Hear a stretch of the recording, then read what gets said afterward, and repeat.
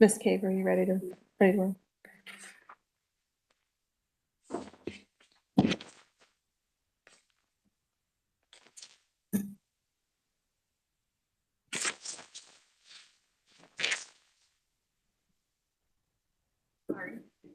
No problem.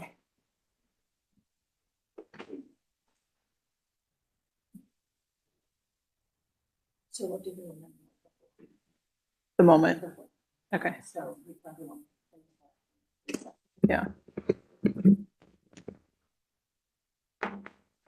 Good evening. Welcome to our first business meeting of the year. My name is Sarah Hurst. I'm your new chair for the 25 calendar year.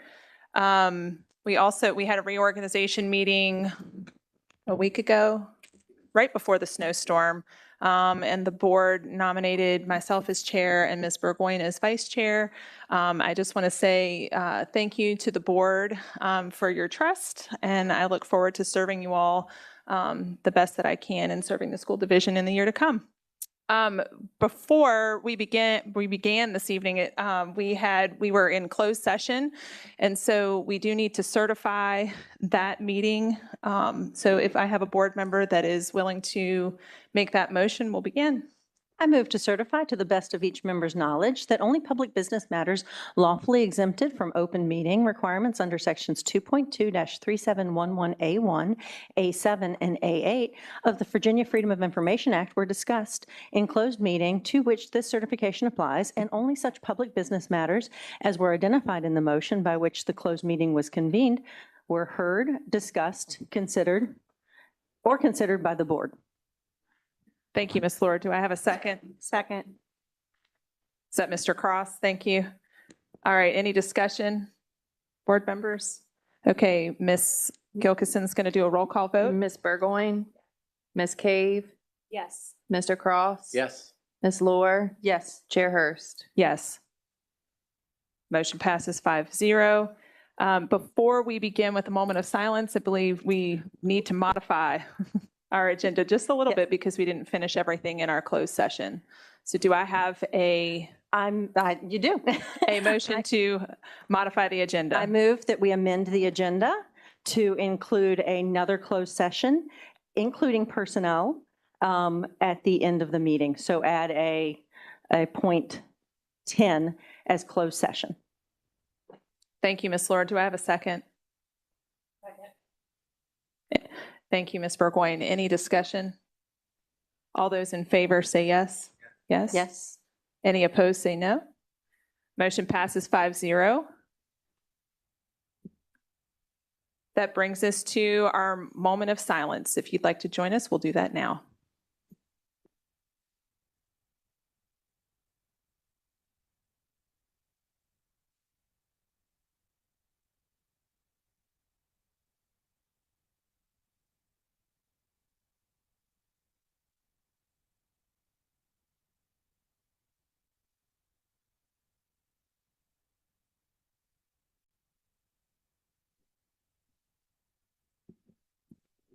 Thank you. At this time, we'll do our Pledge of Allegiance. I pledge allegiance to the flag of the United States of America and to the republic for which it stands, one nation, under God, indivisible, with liberty and justice for all.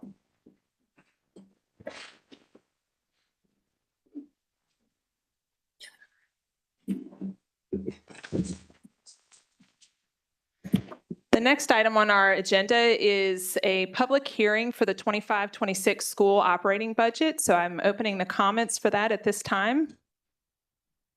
And we've had no signups for that. And so at this time, we are going to close those comments.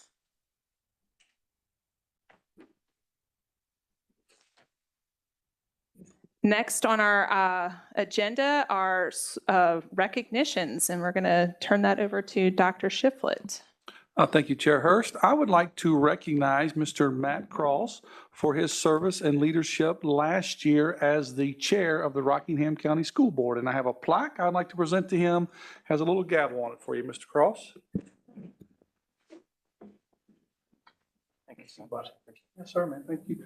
Here's your box. You know, stuff in transport. Yep.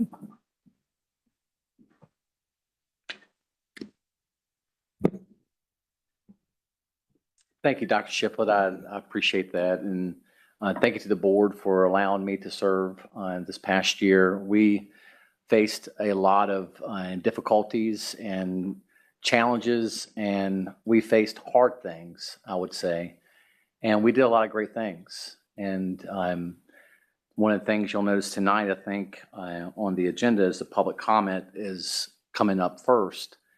We switched that last year because we couldn't have a board meeting without a lot of yelling and screaming. And it was at one point where one of the board members said they was anxious and trying to work through the meeting, and we wanted to get our working meeting through and before we had a bunch of the arguing that was going on. So I did change that. It did help the meetings throughout the year.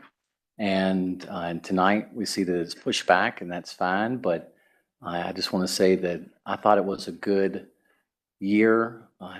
And thank you for the opportunity. And I look forward to serving on the board this year too. So thank you.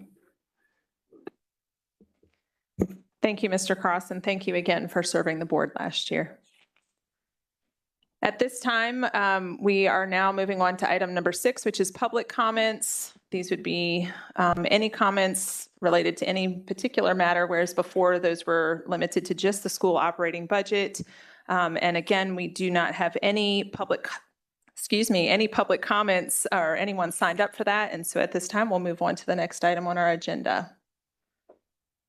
That moves us into action items. The first action item are the school board minutes from our December 9th and January 3rd meeting.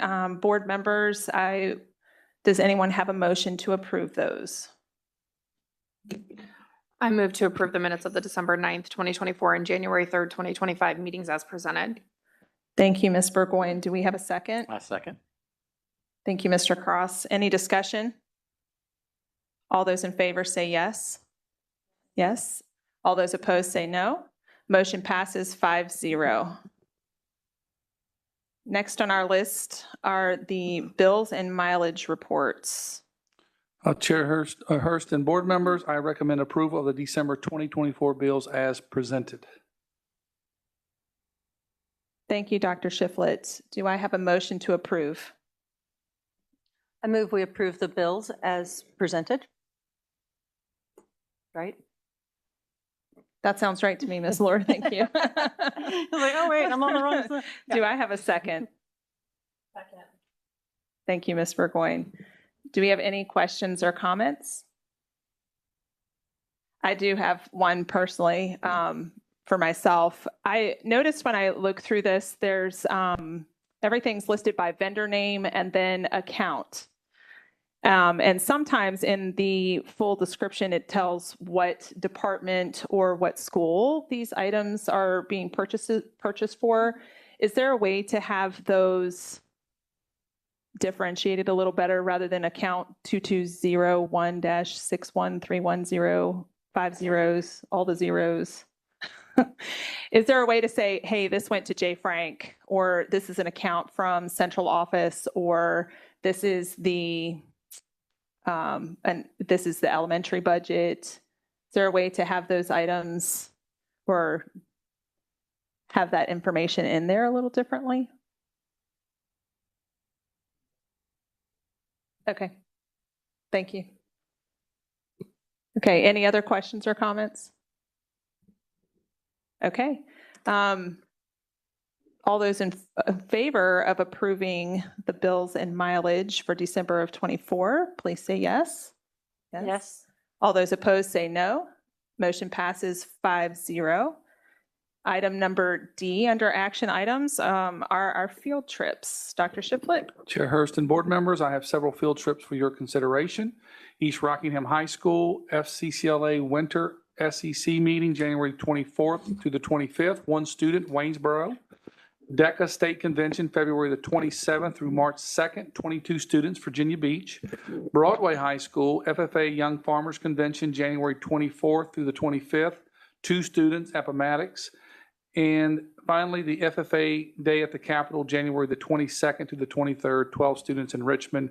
And I do recommend approval of these field trips.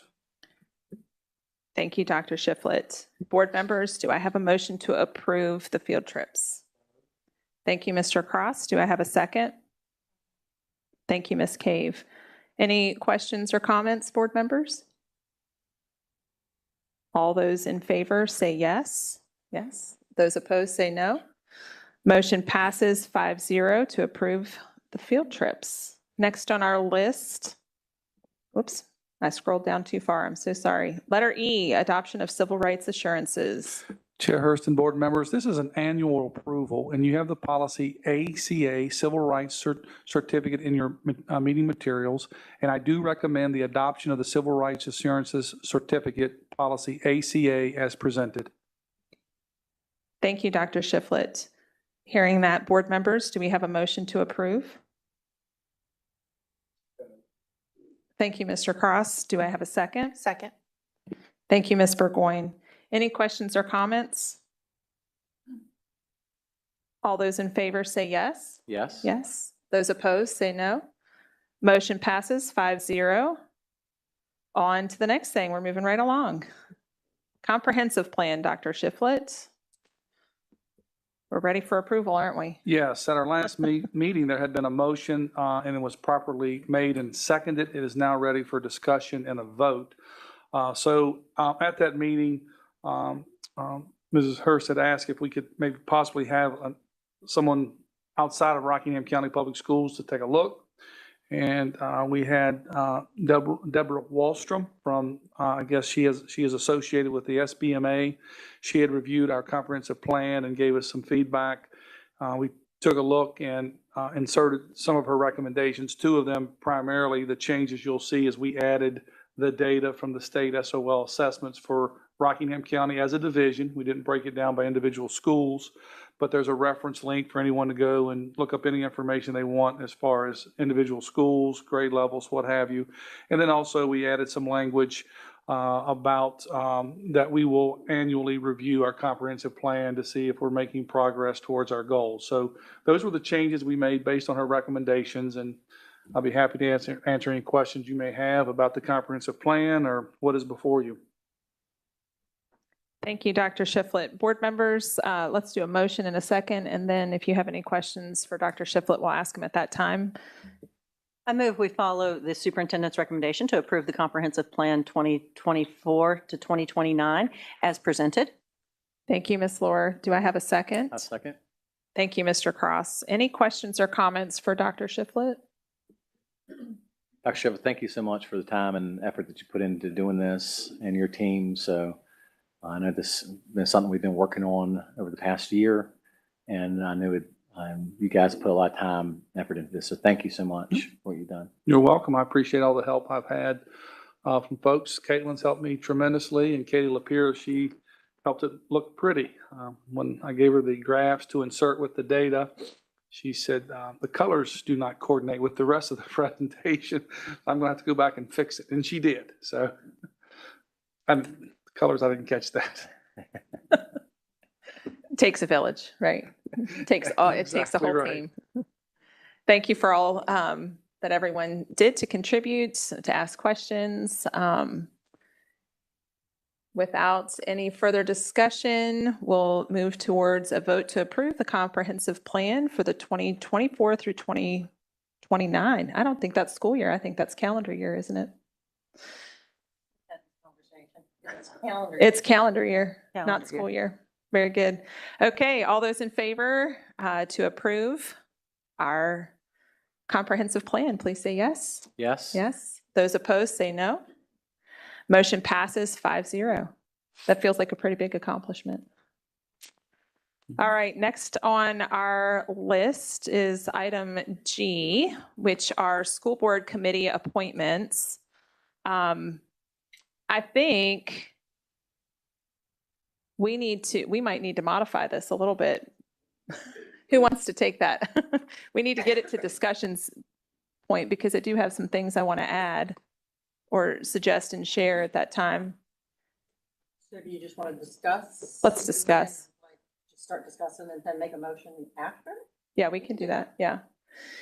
My recommendation is that we remove the MTC Foundation Board as a committee assignment as well as the RIFI assignment. My recommendation for that is that these are non-voting committees well, the committees themselves are. We're invited as guests in the ex officio capacity. And I think there's some other committees that we might want to consider starting and spending our time on as a board. One of those would be a finance committee, which I can see being a fairly active and regular committee meeting. Even if it's not every month, it would be probably bi-monthly. And another committee would even be a policy committee. And so what I'm recommending or discussing is that we approve committees for the Shenandoah Valley Special Education Regional Program, the Massanutten Governor School, the Liaison Committee, which for those of you that don't know, that is a committee of 2 board members that meet with the Board of Supervisors, two of their board members. And that's usually we have school personnel and some of their staff there, and we have discussions about money primarily. And then also the Safe School Committee, which I'm really proud to say that this board last year started the Safe School Committee. So I also recommend that we keep that one going. I think there's a lot of good that's happening in that committee and a lot more work to be done there as well. So that's just what I wanted to add. I don't know if we're ready to assign board members to committees yet, but if we know for sure we're going to remove 2 and add 1 or 2, that's what I'm suggesting. But you all discuss. We can do whatever you all want. I'll be in favor of doing it tonight. I think it's a good idea to take those 2 off and definitely add the policy committee and the finance committee with some conversations of what those committees would look like. So yeah, I definitely think that those 2 would be beneficial to the board and going forward. So just to be clear, by removing those 2, the RIFI and the MTC Foundation Board, that in no way my recommendation isn't to say those aren't necessary, that they're not valuable. Those are very valuable boards, and we appreciate all the work that they do and the contributions that they make towards our schools, to our school division. I just want to be very careful with our time as board members. We have a lot going on, and I want to make the best use of our time. And I think we would probably continue to send representatives, at least school personnel wise, the superintendent perhaps would probably be our representative, because we do care about what's going on in those boards. But I did want to just add that is in no way a slight on those foundations or those boards. We do love and appreciate those boards and everything that they do. I'm not as familiar with RIFI, but I can also say that the MTC Foundation restructured last year. So there's not really a position for school board on that. It's a completely different beast now where you pay to be a member. I think there is representation for the superintendent, but there's not representation for multiple elected officials on that. So it's not even a thing anymore. So I'm not sure.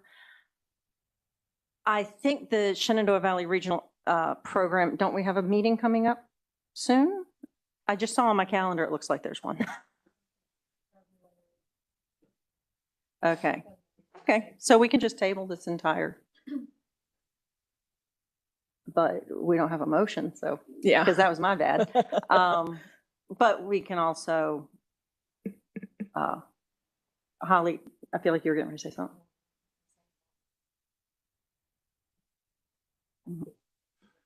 Well,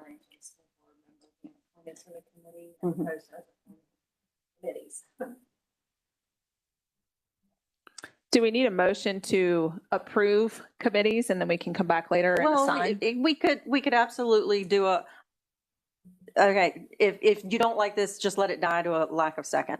But I move that we that we continue to evaluate committee assignments and revisit this at our February, what's the February meeting? Our next meeting, you want to do it next meeting in January or? Do you want to do it in January or you want to do it in February? January 27th? January 27th? Can you, Chair, do you think you can get that? Yes, I Okay. think we can do that. Okay, so our January 27th meeting. You have a So to motion? restate that, I move that we continue to work on committee appointments and assignments and revisit this at our January 27th meeting. I'll second that. Thank you, Ms. Laura and Mr. Cross for the second. Any questions or comments? Dr. Shiflett, did you? Yes, I wanted to just ask a question. Has it traditionally been the practice of the school board for the liaison committee to be the chair and vice chair? Or, because I know, I think last year was Chair Cross and you were on that committee. And your roles would have been chair and vice chair. Is that how that usually is orchestrated?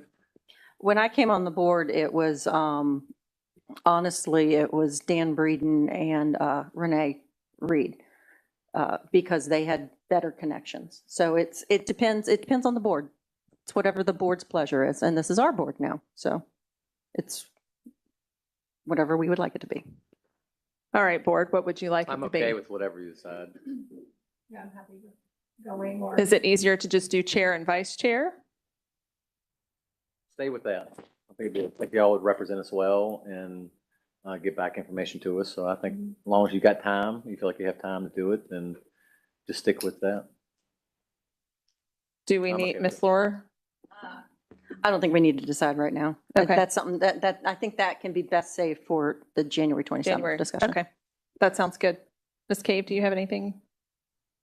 Do we need to appoint the liaison committee if there is a meeting before our next meeting? As a school board? There is one in the works, but we can modify that date, I think. We can ask to push it back until we have an official. Or we can move to assign just the liaison committee today, if we're all in agreement. You can make a motion. Do you want to make a motion? But wait, we still have a motion on the floor. Yeah, we have to vote on this one still, but we can. Vote do- on, But wait, do we want to amend the motion on the floor or do we want I would- Can you Do it repeat the again. motion? I'm sorry, Caitlin. what do we have, Somebody- Ms. Gilkison? What we're approving. The motion is that we continue to work on committee assignments and appointments and revisit it at the January 27th meeting. I move to amend the main motion to include approval of the liaison committee of our chair and vice chair tonight. I'll second.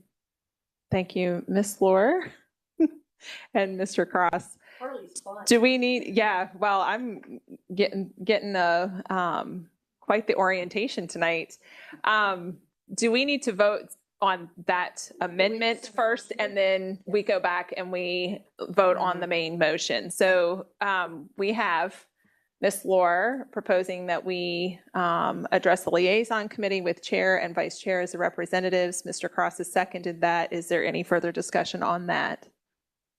All those in favor for that piece, say, And that is just to make it part of the motion. oh, just to make it part of the motion. Okay. Motion at this point in Okay, time. so we're amending the motion. So all of those in favor of amending the motion to include that, say yes. Yes. Yes. Those opposed say no. Okay, so what we have now is a new motion that will now approve these committees, That one here. that one committee, with tabling the rest until our next board meeting. Good teamwork, guys. All those in, any discussion? Do you want to hear the want a motion second? again? In its full? All those in favor say yes. Yes. Yes. All those opposed say no. Motion passes 5-0. Thank you, Ms. Gilkison, for keeping you busy tonight, too. Okay, next on our agenda is approval of the 25-26 school calendar. Dr. Shiflett? No? Oh.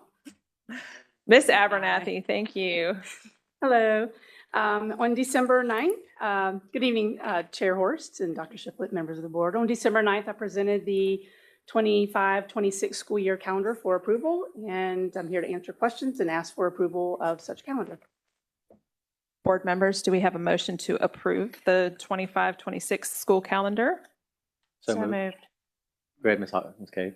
All right, Ms. Cave with the motion. Do we have a second? I'll second. Mr. Cross with the second. Thank you. Any discussion, questions, comments from Ms. Abernathy? Did we get a lot of feedback? I didn't get any feedback. Did anybody hear much about it? I did. I heard a lot of likes.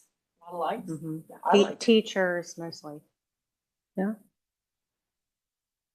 Ms. Abernathy, did you hear any feedback? Any Um, notable feedback? No, just from you guys. Oh, interesting. All right. Must be a good one. No We'll news is hear good about news, it when it's. Once do we have start one living it, question. maybe we'll find some areas to tweak, but thank you for all of your hard work Thank on you. that and your committee. It's a really good calendar, I think. Any other comments? Did you say on December 9th there were 15 days built into the schedule for snow days? I remember that. I guess that was such a big number, but I So, feel like so it's by hours. And so when you start calculating the number of hours per school day, yeah. then it's easy to look at the number of days, but really it's by hours.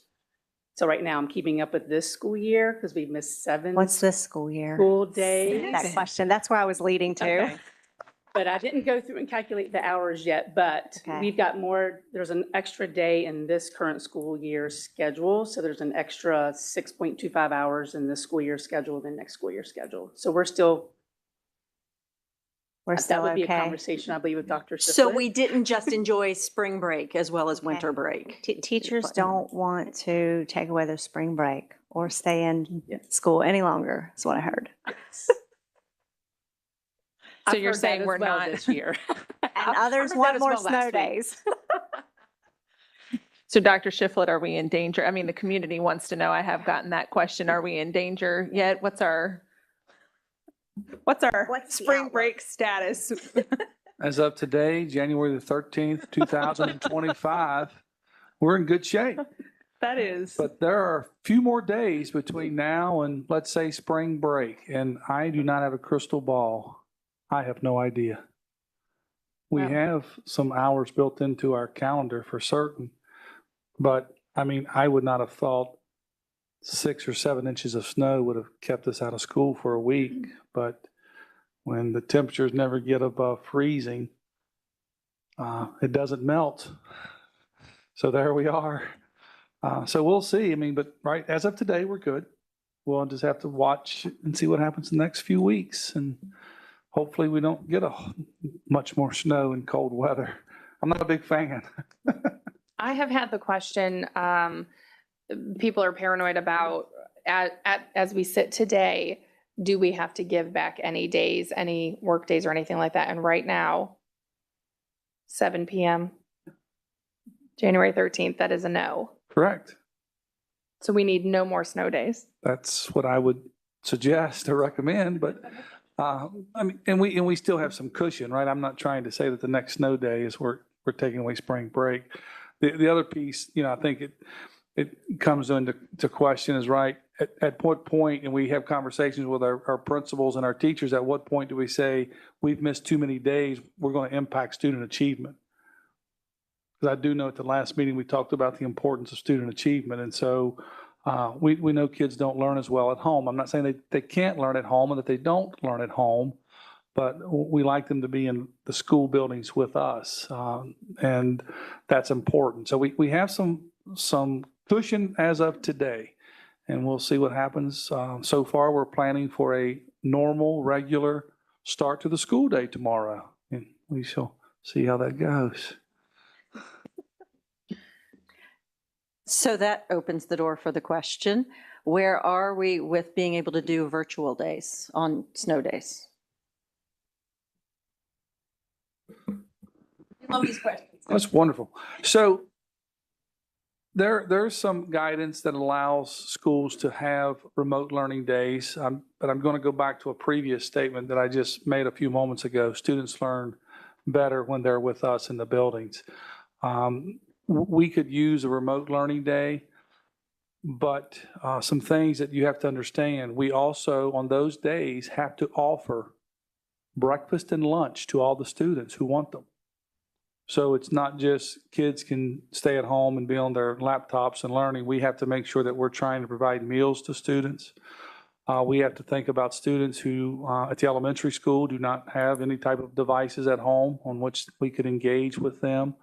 High school students who have laptops, Chromebooks, we could potentially do some, asynchronous learning, maybe some virtual hangouts, but some students do not have internet access. So we have a lot of obstacles when we start talking about remote learning days. It would be probably, in my mind, sort of a last resort to salvage spring break. Maybe 10 years from now, it'll be a different conversation if everyone has internet access and they're connected. But it's a struggle. Like, we have a plan for what it could look like if we had a remote learning day and, trying to figure out what students we're going to provide lunch for and those types of things. And how do they get those lunches? Do we, take them out to remote areas of the county and so forth? So it's a lot of work that would go into it. So I just, for my own clarity, and maybe people listening, if we did a remote learning day, we would still have to provide breakfast and lunch. Yes. So in our plan, and we have a sort of a draft plan that we wrote several years ago, it basically says that we would send out a message to families and ask them to contact the school indicating whether or not they would want a breakfast or lunch. So very similar, you think about your children at elementary school, when they go in every morning, they pick their choice for the day. Do you want corn dog or pizza? Right? And they do that on the smart board or on the chart paper or whatever. And we send that information to the cafeteria so they can prepare, make sure they have enough corn dogs or pizza. So this we would just do, via phone call or email. Parents would let us know, and then we would prepare the meals, and families would have to come to the school and pick them up. And is this a school board policy? Is this a state of Virginia policy? I've seen a lot of talk like, well, why don't we just do virtual? Department of Education. There, okay. I've lived remote days, both as a teacher and as a mother, and I'm not a fan. We don't need to go back to that. I post it just because I amuse myself sometimes. I posted a picture of a mom shoveling out a bus route to school on my school board Facebook page, because that is how I kind of felt this past week. I think you did a great job, Dr. Shiflett, and I know we're way off track on our calendar approval, but I think you did a great job. But that didn't mean that I wasn't feeling some kind of desperate at my house, hoping these kids could go back to school. This morning when I drop my kids off, it's a very small drop-off loop, and I have to go a certain way to wave at every single one of them as I drive. And I made the little loop around, and there was nobody in front of the school. All of my kids had run into school. I was like, yeah, mom feels the same way. So, but they had a great day, so it felt good to see them go in happy. Yeah. Yeah. What I would say, Mrs. Abernathy, is you look to do future calendars. Remember this 3-week break and see how many Yes, folks are wanting to have a 3-week break over the winter, holidays. And maybe they will, but I'm doubtful. We'll put that in for consideration next year. Just build it in. I see a lot of Yeah. parents looking for summer camps right now. So I think this was a preview, right? They're like, where's the summer camp sign up already? So They're feeling it. Okay, board members, any further discussion about the 25-26 school year calendar? Okay, let's take a vote to approve. All those in favor say yes. Yes? yes. All those opposed say no. Motion passes 5-0. Thank you, Ms. Thank you. Abernathy. Okay, next up is something called the capital project support.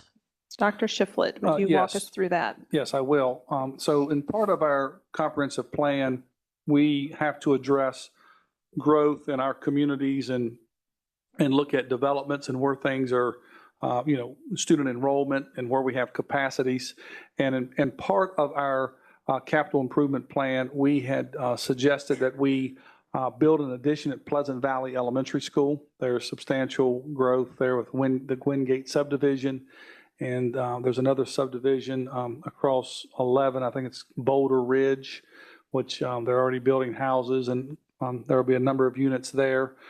So we want to build an addition at Pleasant Valley Elementary School, and then also renovate and look at building some classroom space at McGaheysville Elementary School while we are doing the renovations.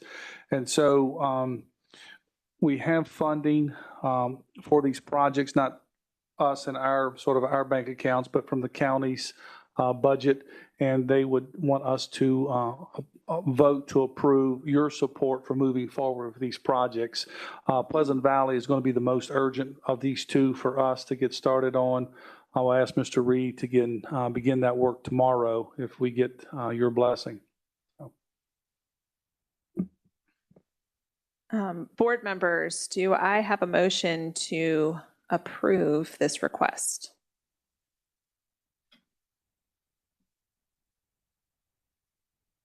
Do we have an idea how much we're requesting for?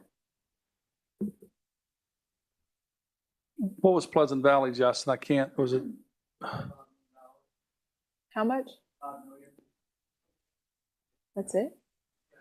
9.5 for Nine, I was Pleasant gonna Valley, say. and McGaheysville was 5.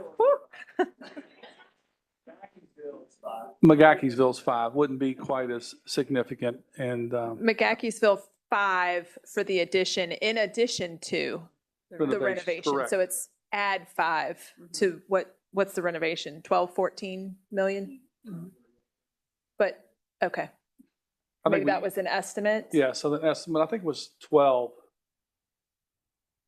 12-ish. Mm-hmm. But that was an estimate, just sort of a Plus, best plus guess. 5-ish. Okay. Okay. So we're going to be asking the county to give us 13.5 million of the money that we have there to start these projects, just to be clear. Yes. Okay. And again, Pleasant Valley is going to be the one that's most critical, and we want to get started as soon as possible. When I say Realistically, how get soon? started as soon as possible, they're not going to start building tomorrow, right? Make sure people understand that. They would start the design phase, right? Getting with the architects and, go through all the process, and then we would send it out to bids, and it would come back in here later on for you to approve a general contractor to do the work. We would be hopeful, if not this fall, but the following fall. That would be very an audacious goal, but that's my hope. Steve may think differently, but that's my goal.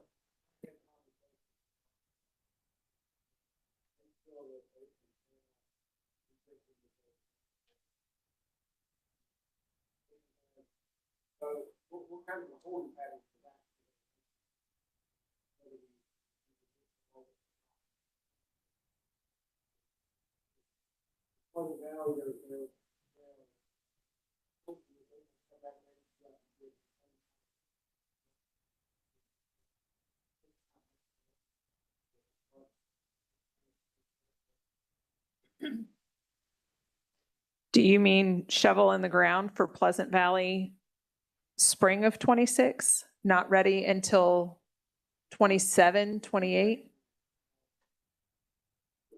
Oof. Are we in discussion? Because I have a couple. Well, we kind of questions. I jumped just to didn't it. wanna- We haven't had a motion to Okay. um, Well, I just didn't. to wanna- approve I just, or not approve. if we're all asking questions, I have some too, but I didn't want to wait until discussion and then when everybody else is done and then we have to continue. So whatever. I'm okay if we go ahead and continue to discuss. Go ahead, Ms. Cave. And that threw me off from some of what my questions were. Where is Elkton Middle School? Just for the public, how does this affect the addition to Elkton Middle School? Is it year 4, Justin? It doesn't push back Elton Middle School. Okay. Was MES before EMS? I can't remember. We don't have that stuff in front of me. McAxville? It- Yeah. Okay, so it doesn't really do anything. We're just adding something extra to McGaheysville. But the Pleasant Valley wasn't originally on that list, Correct. right? Okay, so doing that doesn't push back Elkton Middle School. No. Okay. With the addition to McGaheysville, there's some chatter that we're going to move 500 students into McGaheysville, and I would like for you to clear up that rumor. 499. Okay, there you go. So there has been conversations, again, comprehensive plan, looking at where's the growth, where's the development, where do we have space, where do we have capacity? And we have capacity on our east side. So we've had conversations about utilizing our space, moving some students east. I don't think that number is 500. I was being facetious when I said 499. But moving students and using McGaheysville as a blended elementary school. And I think that maybe that's the best term I can come up with. But students in McGaheysville elementary school, some of them would leave 5th grade and go to Elkton Middle and then East Rock. And then some would go from McGaheysville to Montevideo to Spotswood. Okay. And I have not brought forth a formal proposal to this board of what those potential lines could be. Right, and the board has not had any discussion amongst one another about where we would draw those lines, who we would move, any of that. And I think just to tell that to the public, that we have not had discussions about that. We definitely are aware of the growth, where we need schools, what we think about, redistricting, which no one ever likes. And we in passing have discussed, if we were to add some kids to McGaheysville and shift some to Riverbend and try to use our space. I mean, part of that is just being financially responsible with taxpayer money. That Dr. Shiflett said, utilizing the space, and I think we should. I do not want to pack out Elkton Elementary School, which I think we had discussed, and Riverbend and McGaheysville. Like, I don't want them packed out to where they're overflowing the way that Elkton Middle School, and it's, it's kind of chaotic or whatever. Like, we don't want to do that, but we do want to use what space that we have. We want to be, good stewards of taxpayer money. So, all of those things we consider when we talk about redistricting. I know it's never the topic that anybody wants to talk about, but there was some really loud chatter about, that there were certain board members that said this or did this or think this or that. And we tend to be in pretty good communication with each other, especially when it comes to certain subjects, and redistricting being one of them. But I did not, because as a parent, like, that would, I love McGaheysville Elementary. I just think, it reminds me of Lacey Springs and Linville Edom, and, those little quaint South River, those little quaint schools that you're like, oh my goodness, I don't want to see it packed to capacity and overflowing. And so I try to take that into consideration. But I know there was concern that we were getting ready to turn the east end of the county into chaos. And I just wanted to sort of calm everybody's fears over that. And there you go. I would also add, Ms. Cave, that, and from where in my position, and again, the school board has the final authority on the attendance lines and where students go to school, but I would recommend we not make changes for the upcoming school year. It would be the year after. Right. But I do think it's a conversation that's warranted with this school board at some point, right? And you live through that. It's not pleasant. But we also know that we had a word of testimony from a parent who was redistricted last year and came back to this board and said her kids survived and are doing well. So at the end of the day, we have 4 really great high schools and middle schools and 15 great elementary schools, and you're going to get a good education no matter where you attend. So I think it's also important for the public to understand too, that when we talk about redistricting and we talk about the schools and being wise with taxpayer money, because half of our citizens here in Rockingham County, they don't have children that are in schools. So we have to be wise with the money that we're spending, and making sure that if we had schools that need to be filled up, or we've got room in different schools, it makes sense for the board to move lines if necessary, to be fiscally responsible for taxpayer money. And I would much rather move a line than add a 40 million plus school, and then an extra, 5 or more million to for all the employers for that school as well. So I think we need to consider that when we're talking about redistricting. I know it's not popular. I know it's not a popular subject. We all want our kids to go to a certain school, or we're used to a certain school or district. But at the end of the day, I 100% support this, that we have great schools no matter what schools you go to. So I think that's something to consider as a board, and also for the community to understand that too. Those who are parents or grandparents that have kids in school, or those who are just citizens who don't have kids in school, that we were trying to be wise with taxpayer money. And so I would like to move with this. I move to follow the superintendent's recommendation to approve the capital project for Pleasant Valley Elementary School and McGaheysville Elementary School. Do I have Is there a second? Thank you, Mr. Cross. Is there a second? Second. Thank you, Ms. Cave. Any further discussion? Ms. Burgoyne? So so the current capacity if you don't know off the top of your head, that's okay. The current capacity at Pleasant Valley is what? probably 350. And then at McGaheysville is what?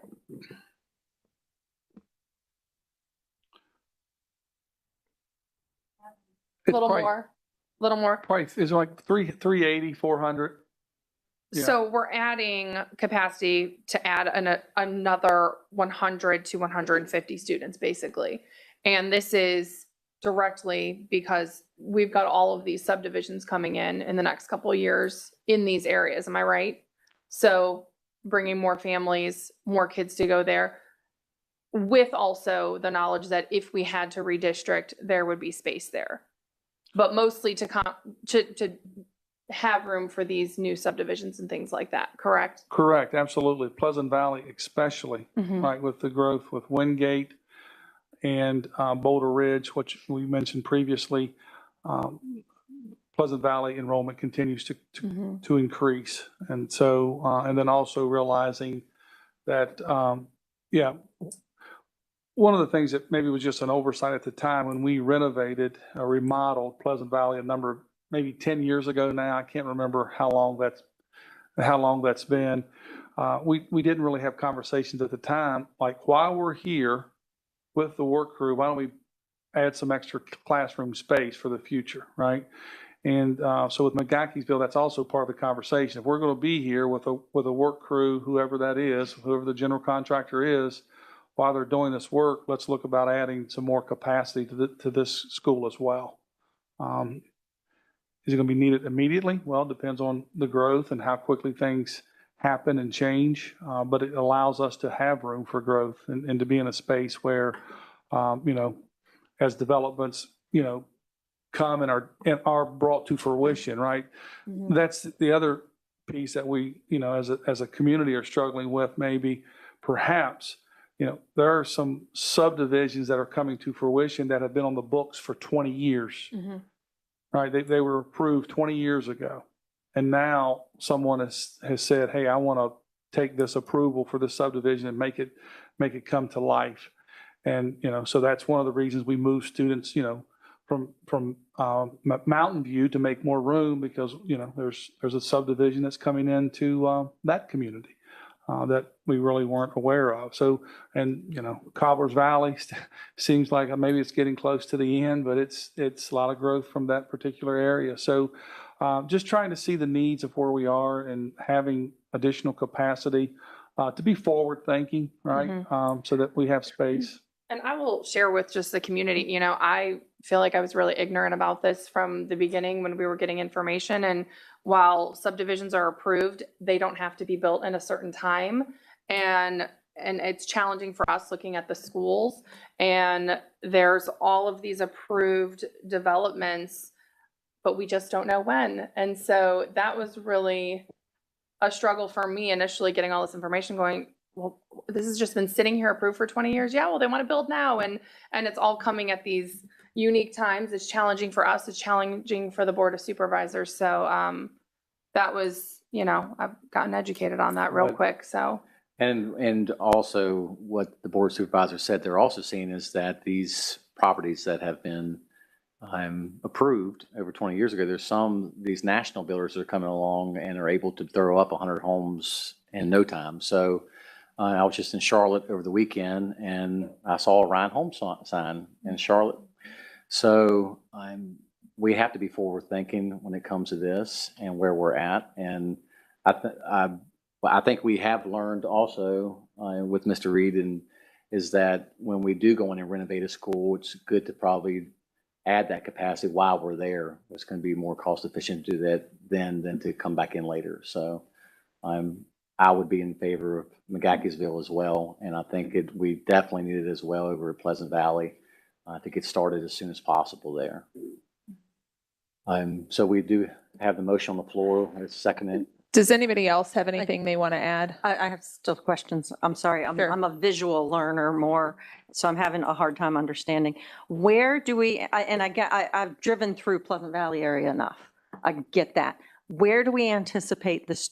It's 150 students or 150 seats that we're going to add capacity at McGahkeysville. Where do we anticipate those students coming from? So currently, as it stands, Massanutten students attend McGahkeysville Elementary School. If you do not redraw lines, you're going to need to accommodate the new development that's coming in at Massanutten. I thought that was a 55 plus development. Not all of it. There's a part of it. That upper part is, but that lower part is not. Right? Correct. Okay. Right. Okay. That's where I was missing my seats. Right. So there's So there's some growth in that community as well. Right now, you can always move some of those students east, right? But again, I think the thought process is while we're at McGahkeysville renovating and the general contractors there, can we look to build some expansions to have more rooms? You know, if you don't need it for maybe, let's say, 5th grade classrooms, perhaps we want to do another Strong Starts program at the elementary level for 2nd through 5th grade or something. I don't know if we would call it Strong Starts at that point, but you know what I'm saying, right? An intensive English program, right? We have some of those at Mountain View and Cub Run. So I think there's, while we're there, I think that would be my recommendation. Anything further, board members? I will just add before we vote, redistricting is hard. And I want to reassure everyone that we are being very thoughtful about redistricting when and if it does come up. There very well could be some redistricting that needs to happen. But I don't think anybody here wants to redistrict a pocket of kids to McGahkeysville, for example, only to a few years later, as in like 3 to 5 years later, outgrow the space and then need to redistrict that same pocket of students a different way. So the hard part, what I'm learning in this role as a board member is you can't know everything. It's impossible to fully project all the, to have a crystal ball and know all of the, it's not exact. And, we've seen numbers from Rockingham County Administrative Center suggesting that, anywhere from 400 to 600 students will be coming out of some of these new developments in District 3 and District 4, which directly impact Pleasant Valley, Cub Run, Peak, McGahkeysville. So we know there's a lot of growth coming. It's hard to know exactly when and how, when to say put the shovel in the ground on Pleasant Valley. I think the hard part is is knowing when to press go on some of this because we want to be responsible with the money. We don't want to redistrict students unnecessarily and then redistrict them back. Like that causes a lot of trauma for kids to just be bouncing back and forth every couple of years. So we do like to have the stability of, you know, maybe you had to move schools one time, but we don't want to do that to you multiple times in your in your career here in Rockingham County. And so I just want to reassure everyone that we're being thoughtful. We are being cautious. We're looking at a number of different options out there right now. It looks to me like something that will buy us a number of years would be to have the addition at Pleasant Valley and at McGahkeysville. That's going to buy us a number of years before we would have to do something like a new elementary school, which I don't think is outside of, I mean, that's on the, you know, we've got to be talking about that too at some point. And so anyway, that's just what I wanted to add was we're being very thoughtful about what we're doing, and we're trying to plan as best as we can, but the information changes. I mean, I had no idea that Switchboard Road, they had something approved 20 years ago, and they've just now decided to start. I think it was 80. Was it 200? I can't remember. There are so many in my district right now. It's 200. And maybe it's 80 kids projected to come out of that subdevelopment to Mountain View. And so that's there's a lot of growth in my district affecting the schools in the Turner Ashby School District and Mr. Cross's district as well. It's because of the location to the urban development area. That's why that is. It's a smart place to grow. So anyway, any further discussion? One more thing. Sure. I wanted to clarify an adjective I used earlier, and I said there was loud chatter. I did not mean that to be an offensive word. I'm loud, so I don't get I'm loud when I'm passionate about something. So when I say that, I didn't, it wasn't meant to offend.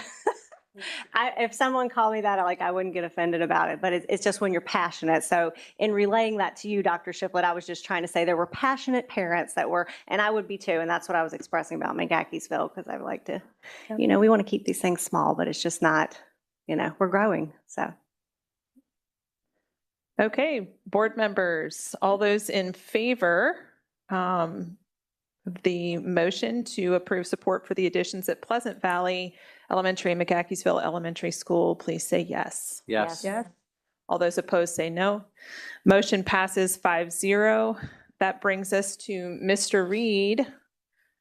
He's going to come and talk to us about asbestos or asbestos abatement. Chair Horst, Dr. Shiflett, members of the board. As you are aware, we're doing a little renovation at Elkton Elementary School. In conjunction with that, we need to have an asbestos abatement contractor to do asbestos for the general contractor as he works through the school. We specified the bid, advertised it. We had 4 firms. They were sent bid packages. All 4 attended a pre-bid, and they responded with sealed bids as follows. Our recommendation is to award the contract to the low bidder, Simcoe Services Incorporated of Stanton, Virginia, in the amount of $129,250. Thank you, Mr. Reed. Board members, do I have a motion to approve? So moved.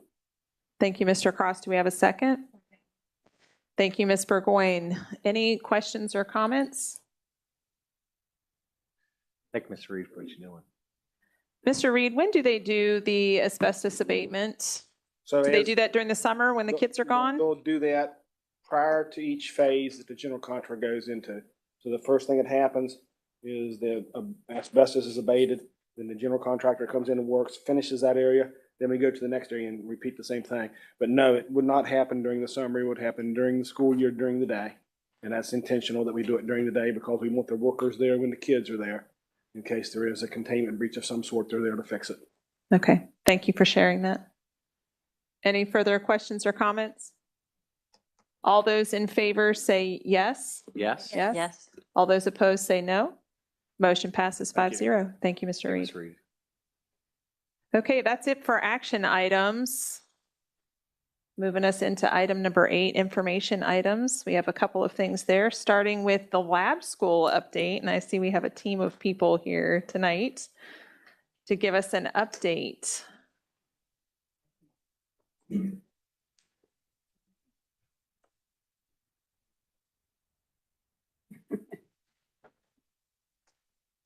do have a team. Some of us are taller than others. Good evening, Dr. Shiflett and Chair Hurst, and fellow school board members. Many of you know, I'm Dr. Hadley, Executive Director of Lab School, and we are excited to share an update of where we are with Lab School thus far.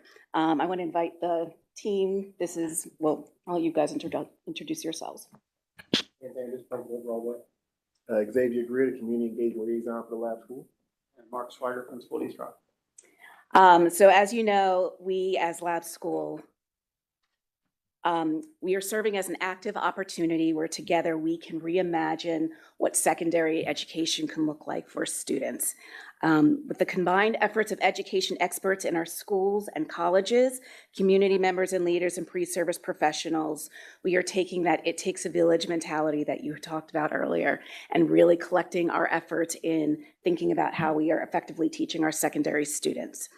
Lab School takes an interdisciplinary approach to teaching the curriculum and incorporates authentic, hands-on, project-based learning that is focused around one essential question, ultimately. We're taking the content, we're taking the curriculum, the standards, overlapping them in a meaningful, purposeful way so that students really are engaged and highly motivated to interact with the content. Our vision is of serving as an innovation hub that primarily prepares our students for real-world pathways, for whatever pathway lies beyond them from their K-12 experience. We hope that we are able to gather data that supports the growth and progress of our students within this model so that we can ultimately serve as an innovation hub that will allow us to serve as a model for what perhaps could be a different alternative approach to educating our secondary students. I'm going to let Xavier Greer, who is our Lab School Community Engagement Liaison, kind of walk you through some of the things and the updates and highlights that we've been doing with our students throughout this first semester, and then we'll go from there. And so I'll start with discussing about kind of some of the projects that both Broadway and East Rock have been doing so far this year. Again, I'm the Community Engagement Liaison, or as the kids would say, the guy with the field trips.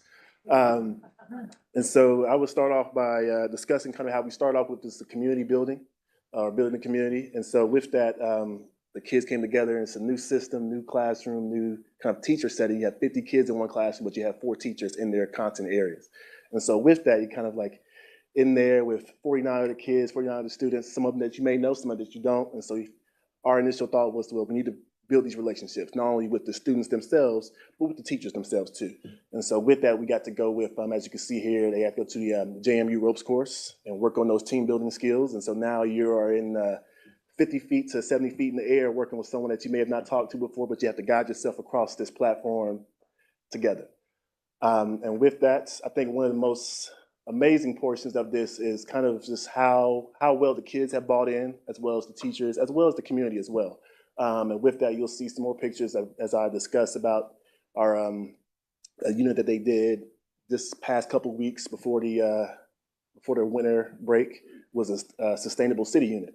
And so they got to go around to the Rockingham County landfill. They got to go to the Arboretum. They got to go tour the windmill on JMU's campus. And with that, they came back, and the teachers collected, especially with Broadway. I think East Rock is working on it now, but with Broadway, they got to invite a member of Northern Virginia's project management crew. He came down and helped the students kind of, they created projects to build their own version of their own sustainable city. And he came down to kind of help judge.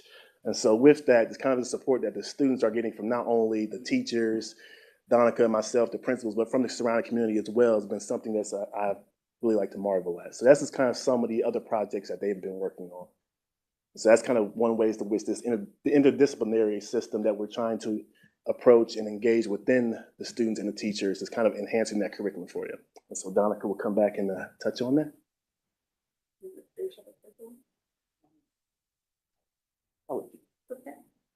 So we have, as Xavier has shared with you, our students have been working and our teachers have been working tirelessly to really work with the interdisciplinary approach. They've done some incredible things, and I know several of you have come into the schools and seen it with your own eyes, and I appreciate that support. They've been building sustainable cities. They've been doing UN debates. They have taken what they've learned from one unit and brought it over to another unit. They are actively continuing to work through these projects. The learning is phenomenal that we are seeing. I mean, it's educator goosebumps that I say, because we walk into these classrooms and it's just amazing. It's amazing, and it's powerful. So as our second semester starts to unfold, we are excited to continue to build on these learning experiences within our current lab school, but we're also in the process of going ahead and thinking ahead to year 2, where we're ready to expand to our two, I call these the bookend high schools, Broadway and East Rock, because that's when y'all know when you drive from one end to the other, it's like a bookend. So now we're also doing the fill-ins, and we're working with TA and Spotswood. I've been meeting with all principals. We meet once a week since May. And we've been talking through the process of everything. It's been a slow roll and we're building up to it. And I'm excited to say that we are now fully staffed at Spotswood, TA, East Rock, and Broadway. For all of our lab school teachers are ready to go. They are being onboarded as we speak. And so we're ready to hit the ground running ASAP. Yeah, I'm really excited about that. So we are increasing our faculty of 8 teachers to 18. We have also spoken with the faculties at all 4 high schools, because we wanted to emphasize that this is truly a collective and collaborative initiative. It's not just the responsibility of the teachers who are working directly with the students. It's everybody. It takes a village again. The support of their colleagues, the support of other classrooms, the support of the students throughout the different high schools. It circles back again to that it takes a village mentality, like I said. We've worked closely with the middle school principals right now and specific faculty to discuss logistics and prepare for successful onboarding of our 9th graders. So as we start to think about moving our 9th into 10th, we're going to be onboarding new 9th grade students or rising 9th grade students for all 4 high schools. So we are working to ensure that families within RCPS are aware of this incredible opportunity, and we have actively been pursuing how we're doing that in a meaningful way that truly reaches all pockets of our communities. So we will continue, as we continue through year 2, these are some of the points of progress that we are truly focusing on throughout the spring. We're going to continue to focus on student engagement and achievement. We are dedicated to holding high expectation for all of our students, and will continue to build relationships with and amongst our students, as we already have seen the benefits of what happens when you truly focus on relationships between teachers and students, which we always have. Several of us, principals, teachers, school leaders, we will be heading and presenting at the conference of the Association of Teacher Educators down in New Orleans at the beginning of March. Everybody here will be going. So we are really proud, and we will share what we're doing with the lab school at this conference. We have done a lot at the local level. We're starting to collaborate with the other lab schools that are starting to come forward at the state level, at the Commonwealth level. But it's really going to be, this is an opportunity for us to take what we're learning and what we're doing and bring it to the attention at the national level. So we're excited, and we will definitely report back to how that goes later this spring. Currently, we are working with all teachers, current and new, with ongoing curriculum development, as all curriculum will continue to be developed primarily by our RCPS teachers, with the help of JMU professors, Blue Ridge Community College professors, and also obviously the guidance and support of our RCPS curriculum directors. We have spent the first semester months developing strong data collecting tools so that we can measure the growth and progress. And I'm excited that we're going to launch them this spring semester, and we will hopefully be able to gather data, collect data, analyze the data, so that we can come back at the end of the spring and show you some really concrete data of what we were able to achieve this past year from students and teachers both. We are continuing to make intentional efforts to build bridges with our local community partners, as well as some international partners as well, which we're really excited. as we're doing all of this, we are also in the process of building our 11th and 12th grade, what that's going to look like. It's still going to have the spirit of interdisciplinary curriculum with authentic learning experiences in the form of apprenticeships and hands-on community experiences. And so we are building that as we speak, and we can hopefully report on that by the end of the spring as well. Lab School continues to strengthen as a thread that connects all 4 quadrants of our learning community here in our RCPS, and I'm extremely grateful for your continued support as we press forward with the goal of serving our students, teachers, families, and community members to the best of all of our abilities and capabilities. For our families who might be interested, we put a QR code up here. Families can click on this and they can go get direct information. It goes directly to the JMU Lab School website, but they can also click on the RCPS website, go to each of the 4 high schools and click right on. There's a way to get to the JMU Lab School directly from the high schools. So we are trying to engage our community as much as we can as we still try to launch this very new initiative. I'm always a phone call and an email address away. People can always reach me if community members have questions, but I also open up to you if you have any questions, but mostly we thank you for your support. Thank you. I have Thank a you, question Dr. Hyde. I'd asked you last time as well, and you didn't have an answer for me then. What's Blue Ridge and JMU offering as an associate's degree through the partnership? So that's a great question. So it's not technically in a full associate's degree. Students are not going to walk out with an associate's degree at the end of their 12th grade year. That's just not how the program is necessarily built or designed to be built. But they will walk out with credits. People say, well, how is that different than dual enrollment? Students will have an opportunity in their 11th grade, if they want to still continue with the lab school, to either go to take classes doing that curriculum, interdisciplinary curriculum project-based approach, some internships, some apprenticeships, in addition to what MTC is offering. This is all pushing in. So this is all in addition to what we're offering. It's just another pathway that they can take.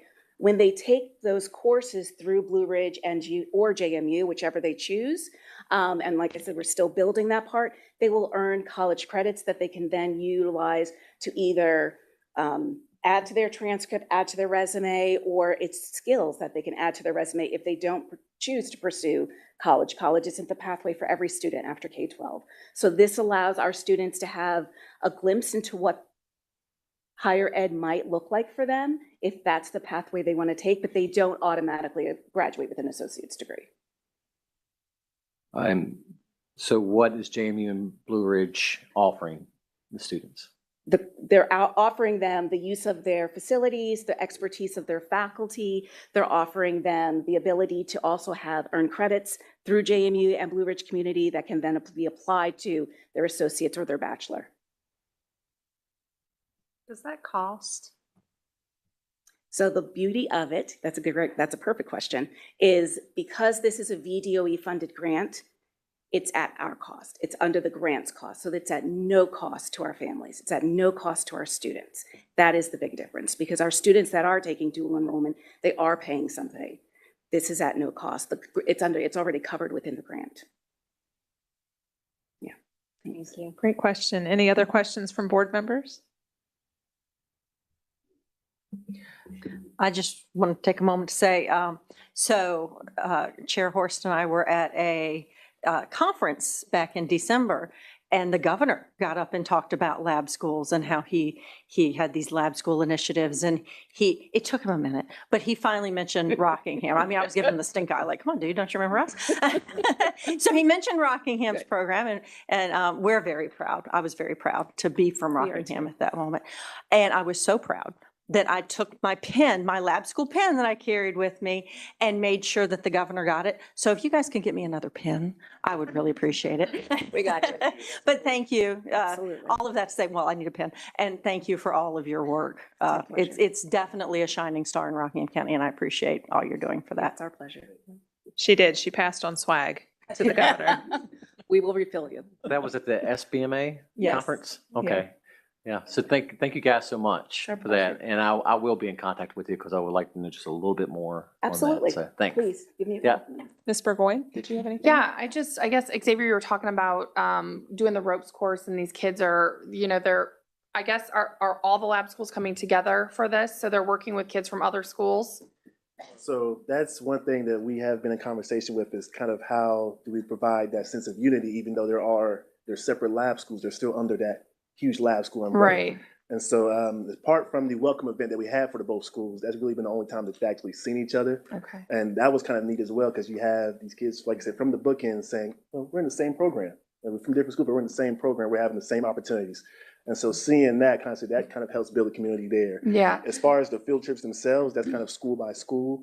And so it's kind of Broadway's taking a trip to the windmill, or East Rock going to the ropes course, stuff like that in that nature. But we have been looking into ways that we can kind of, whether that's on JMU's campus or anywhere, just trying to figure out how can we kind of build that sense of community to say, because once we have all 4 schools running next year, we do want to have that moment of where they can all come together and say, you're from your own separate lab schools, but we're all one lab school. We're all one community. So Do you guys feel like this creates like a different culture in your schools? Because it seems like this is such a mix of kids, but it seems like they're off the bat, like everybody's friends and working together, and it's just none of that awkward, kid stuff where we hang out with this group or we're in sports together. Right? Those are the easy people to hang out with because you have something in common, but it sounds like these are just kids from wherever, maybe don't have anything in common, but they immediately click. So I feel like for you all, it's probably a really good mix of kids and they just all get along pretty quickly, right? Right. I mean, being that it was an application process, anyone could apply. Right, There were 8th graders coming up. So we had 50 students who, many of them said they did not know the other students. So That's now, awesome. starting day one with some of the grouping activities that the structure kind of pushes them into, they got to know each other very quickly. And we've said before, we're kind of building this plane as we fly it, because we're the first year of schools doing this. And so we keep seeing, oh, we need to do this next year. We need to do that. We need to bring our kids together for the ropes course next year. So it's been a very interesting thing to witness. Yeah, that's awesome. A lot of our teachers have been very intentional about team building early on. They didn't just jump right into curriculum, but let's build a team here. And you really saw the benefit of that. The JMU picture up there kind of showed all of our kids together. Many of them have never been to a university before, never been to a dining hall before. So That's cool. Things like that. And so that's intentional. It's all about the relationship. It's setting that foundation. What was one of the there were so many highlights, but one of the highlights was when they all came together and we had students from East Rock and students from Broadway who were talking and hanging out and having lunch together at the dining room and asked us if they could have more opportunities where they can do things together. So I foresee, and that's something we're going to work on, how do we do more with all of us? And what I love about lab school, and it is the only one in the Commonwealth that it looks very different than other ones. Our model is all about pushing into the high schools, where a lot of the other models are pulling students out of the high schools. We truly believe by pushing into the high schools, it really gives students their sense of community, gives them their high school, Yeah, I still love has that. their peers, but then it also has that unifying factor of we're all, yes, we're TA and we're East Rock and Respect, but we're also RCPS. And that is something that's been that's been a nice benefit from lab school. It's that connection of all of us together that I don't know that the students necessarily had or have opportunities like that when they just start in their elementary school and follow up their path. So this has been a really nice bridge. Hopefully this is a For our contagious thing that spreads through the school when you have this large group of kids that come together. So that's awesome. That's the hope. You know, one more on thing. top of you, good. Go ahead. No, do you happen to know on top of your head what other school division in Virginia has lab schools? So they're 15, and I don't know off the top of my head, but I can get that information to you. I would like that. What we recently have joined is we are now part of this summit. We've already, Xavier and I have gone down about a month ago, and we met for the very first time. We're now just starting to come together. Rockingham is the furthest ahead. We're already what we call year 1. Everybody else is in year 0. They haven't even opened their doors. We're the only ones who have opened our doors. So people are kind of looking at us as a model too, but we're still looking at others as a model. I know we're going down in February to Mary Washington. Mary Washington is partnering with somebody. So we're going to start to learn from others as others are going to learn from us. But everybody's model is slightly different. There's a lot of autonomy in how you do your lab schools. But like I said, I'm a little biased, but I'm very proud of our lab school because we do really hold tight to the sense of students should be in their schools, within their community, It's only half day all the way through to 12th grade. So they're still with their peers, they're still in with their electives, they're still going to prom, they're still in, eating in the cafeteria with their friends. Like it's very, they still have that school identity as well as something else. So I'm really, really proud of our model. Ms. Kate? I just had a quick question. I was looking, prior to the meeting tonight, I was looking into the Association of the Teachers, Educators, the conference that you mentioned that I think is in March. It's in New Orleans. Yes. My question about it that you answer, but I just want to make sure I heard you clearly. There's no students going on that trip. You said principals, teachers, educators. Correct. Is that okay? Yep, it's right now it's school leaders, it's administrators, myself, Brian Zugelder at JMU, and Allie Putney, one of our lab school teachers, and we are all going to be doing this together. Okay. What's wonderful about the grant is it was built into the budget to do this kind of outreach. So this is also funded by the grant. Thank you so much for sharing these updates this Thank evening. you. We're very proud of our program that you all are pushing out to our students and providing these opportunities for our kiddos. So thank you for all you're doing. Thank you for your support. Next up tonight, our Supervisor of Fine Arts, Becky Ford, is going to present the lineup of our 2025 spring musical productions for our schools. Good evening, Dr. Shiflett and Chair Hurst and members of the school board. Thank you so much for having me here tonight. We are entering one of my favorite times of the year, the musical time of year. So we want to present to you what is going to be going on with our students over the next 2 months or so as we move into performances. Before we get started, I just want to talk about all the benefits that theater can have for our students and the wonderful opportunities that it provides them. One of the best examples of that was this past weekend. We had 2 of our schools, Spotswood and TA, go to the Virginia Thespians Festival up in Tysons and came home with numerous awards. So you might see on their school Facebook pages that there was just a wonderful experience there for the students and teachers. So these are some of the things that musicals and theaters can give us. We have basically 2 months of performances. The first month of performances is in February, where our high schools start out. We've got Broadway one weekend, TA and East Rock the next weekend, and Spotswood the final weekend going into March. We take a brief break for musical assessments, which are choir and band going to their SOL test performances. And then we get into the middle school performances where we've got, unfortunately due to calendar squishingness, we've got 3 schools on one weekend. The good news is there's a Friday, a Saturday, and a Sunday. So if you feel like a weekend full, I know what I'll be doing that weekend, that you can get to all 3, and then EMS on the final weekend of our musical calendar. As we get into it, one thing that you might notice is I give a synopsis, a recommended audience age, and a ticketing link. Many of our ticketing links are not live yet, so I will keep this updated, and as soon as we get all of our ticketing links live from high schools, I will be resending it out so that people can get tickets, but we're still a little bit early in the season for that. Our musical productions start out with Shrek, which is very similar to the movie. It has a couple additional songs and acts, but it will be very similar to the kids' movie, appropriate for all audiences, with a fun Scottish accent.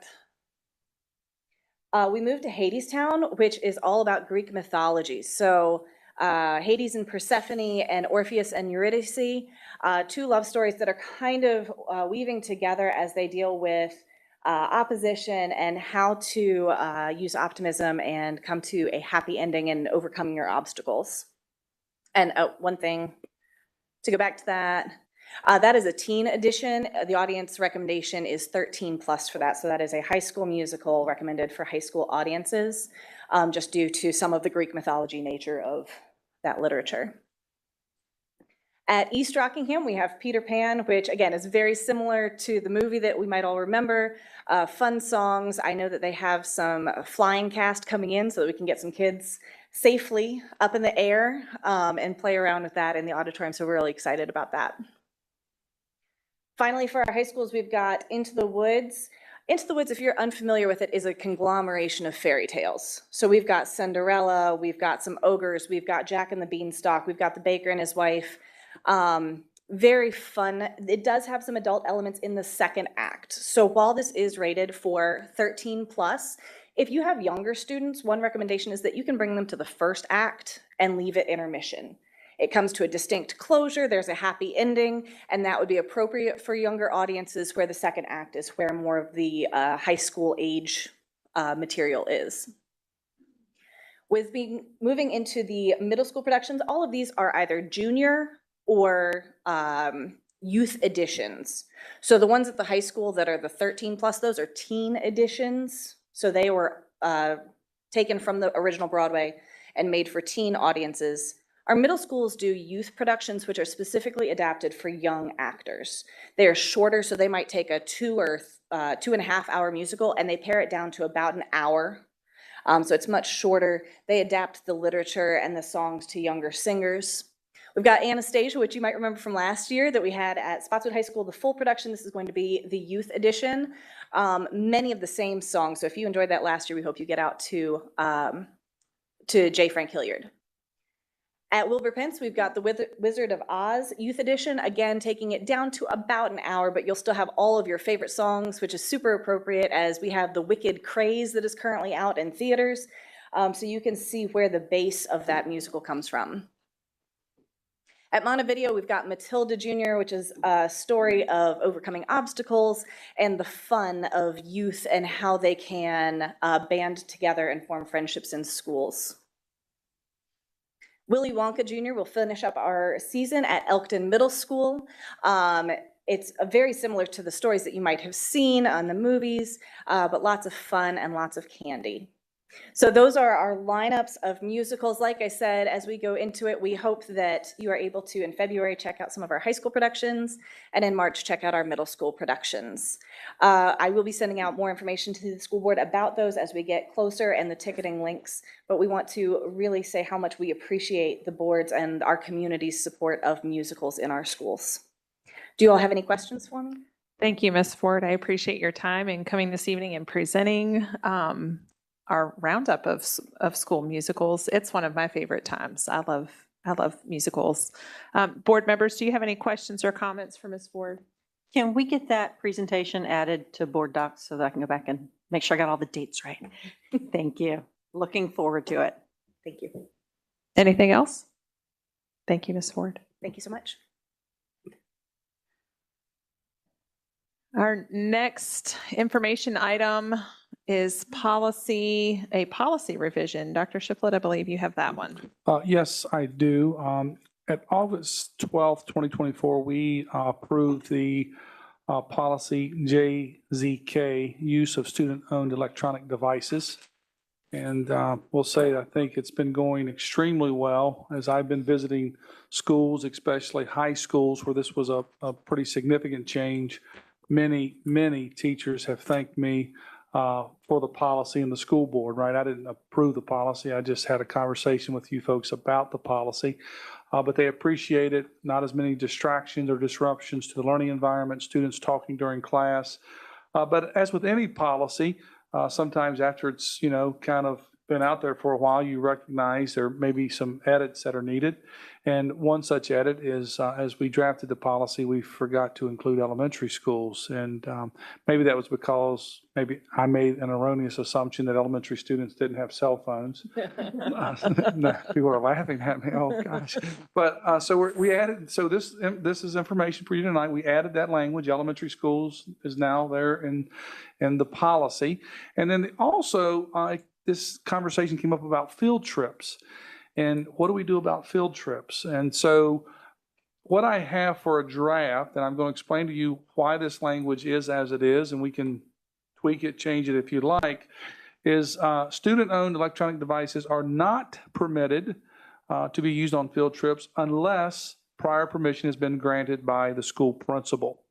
So we felt like we wanted to build some consistency across the division. So instead of just saying teacher's discretion, which we had in a previous policy, but we also noticed or recognized that there are some times when students go on a field trip and they may want to take pictures. If you've never been to Washington, D.C. as a 7th or 8th grader, and there you are looking at the Lincoln Memorial or the Capitol or whatever, and you want to take a picture, you would need a phone or camera, and which is also your phone, right? I mean, I don't even think I have a camera, right? I just rely on my cell phone. So that would probably be a field trip that our principals collectively would say, this is a field trip where kids can use phones.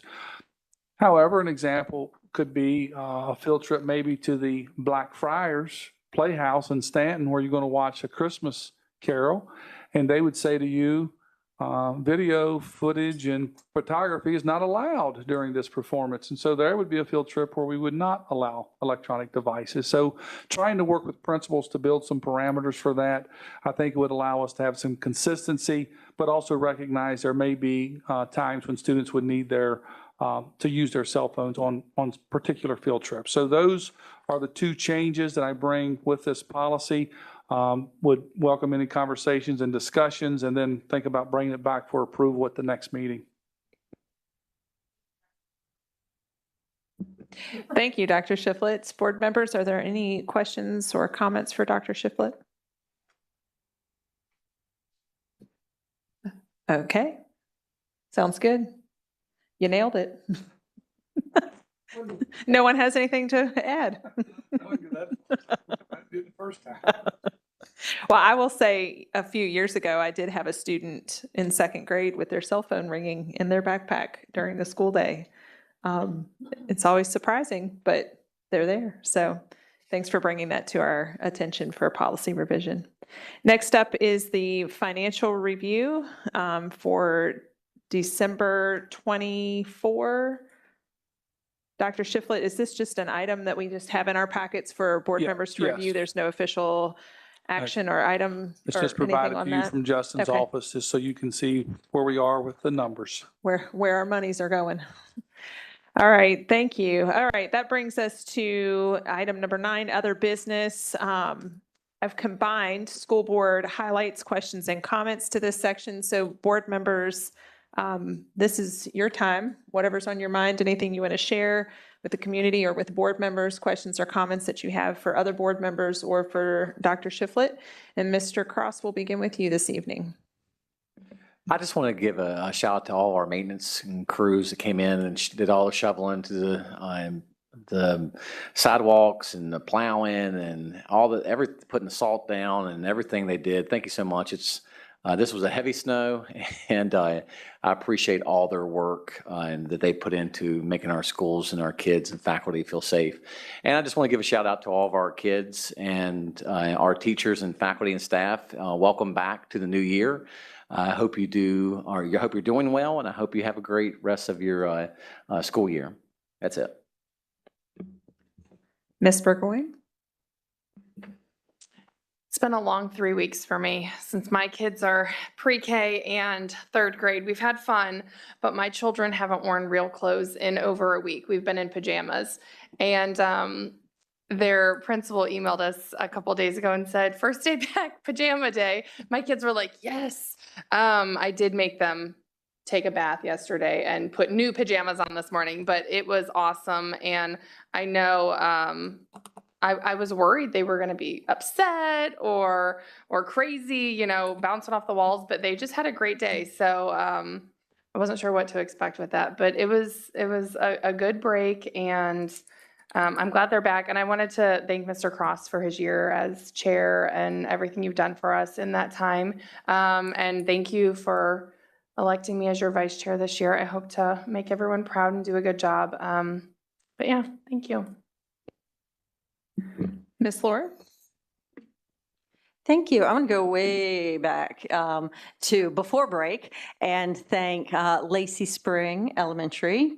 They had a drive-through where they get Christmas decorations or winter decorations or and do all like inflatables. And I love to buy inflatables, but I live on the top of a hill where nobody can see my inflatables.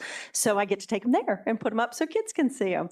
And this year, they even went the extra step to invite the Cub Run teachers to come and say hi to their students as they drove through. So I thought that was really awesome of that school and both the schools and the teachers to just go the extra mile to make sure that there was a little bit of holiday cheer in everyone's experience. So a huge shout out and thank you to all of those people who made that event possible. And then fun fact, tomorrow I am driving Montevideo Middle School to a parliamentary procedure workshop at Blue Ridge Community College. And if any of my fellow school board members would like to hop on the bus and come with me, I think it's going to be a great educational experience for all of us. And I'll find out how many things I did wrong today, tomorrow. But just if you can keep those kids in your thoughts and prayers, because I'm driving them tomorrow. And thanks to all of our bus drivers, because I just have to get kids to Blue Ridge. A lot of our bus drivers have to get in these tight terms. I mean, like, I got my bus driver's license in May. So all the stuff was not overgrown. There were no large snow piles. Everything was pretty easy, and it wasn't easy. So huge shout out to all of our bus drivers for everything they do every single day for us, especially in these trying times when there's extra obstacles in the way. So thank you to all of them, and thank you. It's 8 o'clock tomorrow morning. Hop on the bus. And then when do you going in there with them, and or you just bus driving? Yeah, What time are you scheduled to be back? 3 o'clock. So it's the whole day? Okay. Lunch is provided, but it's pizza. I like pizza. It does sound really fun. I like that stuff. Yeah. And that's why I'm like, oh, I'll probably be in with the kids. Yeah, you will. You will. Well, I have to go way back too. And I remembered that I was at Elkton Middle School for their holiday showcase, their band. And then at East Rock, I think maybe the next day or something for their winter concert. And it was just, I heard the jazz band, and it was just, everything was just really great. I love hearing the band. And I think I talked about that at Elkton Middle School last year at our meeting, but it's something about it. I love the drums, and I appreciate all of the instruments, but it was a good time. And those are actually one of my most favorite things to go to is the band concerts. But I'm kind of a geek that way. But then when I was looking back on my calendar, I realized that I had been to Montevideo sometime after our meeting last month to see the STEM students, their pinball machines that they had made. And I can't remember, but I think they started with just a pizza box and maybe a rubber band or something. Like, I don't know. They were given a pizza box and basically and told to turn it into a pinball machine. And they had to have a theme. And there were probably 25 to 30.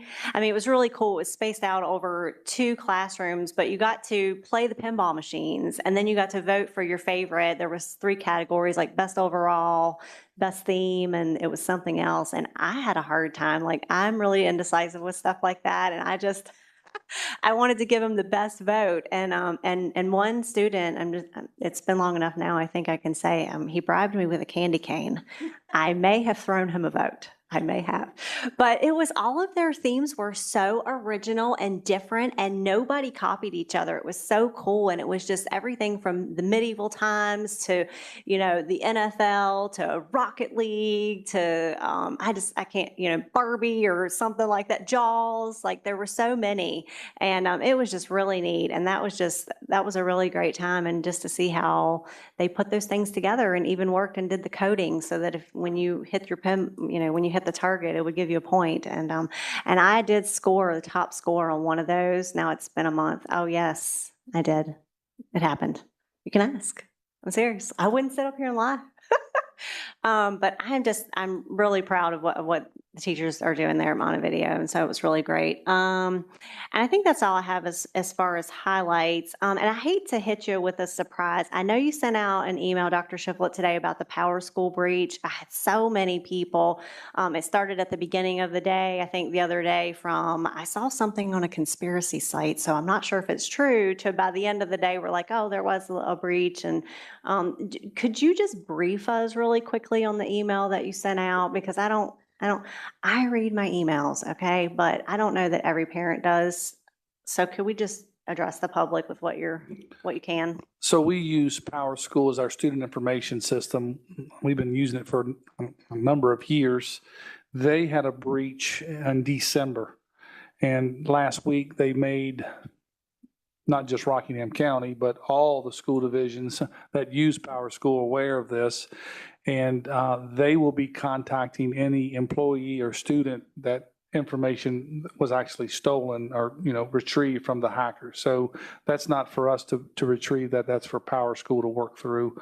Yeah, it's very unfortunate, but that's one of the, I guess, downsides to living in a digital world. There are a new wave of pirates, if you will, and taking advantage of stealing information and then holding it for ransom. Yeah. Do you know if they're going to be contacting those people by email, or do they have phone numbers? Do you have any idea? I would suspect they would contact by email, but I'm not sure how they're going to contact, because I think at this point, they're still trying to determine what all the information has been taken from. Again, we're not Power School's only customer. This was all Power School customers across, I guess, the East Coast. So. Okay. And the other question I have, and I'm sorry I didn't prep you for this either, but it happened just on my way here. There's a school climate survey, I think, sent out today. Are you aware? See, that's why I don't do it to him in public. Do you know? Okay. And that's from the Virginia Department of Criminal Justice? Yes, DCJS, yes, that's what I thought. Yes. Okay, and is this the one, this is not the one that I talked to you about a couple months ago that they have to opt into, they have to opt out of that if they do not want, and it's the students are taking it, correct? Not, right. Is it 6th, 7th, and 8th, or just 8th? Okay. Okay, I think that's it. Thank you, sorry about that. No, that's fine. I think that's it for me. Dr. Shiflett? I just want to give a big thank you to Chris Sowers and his team, Travis Weeks and Jake Good.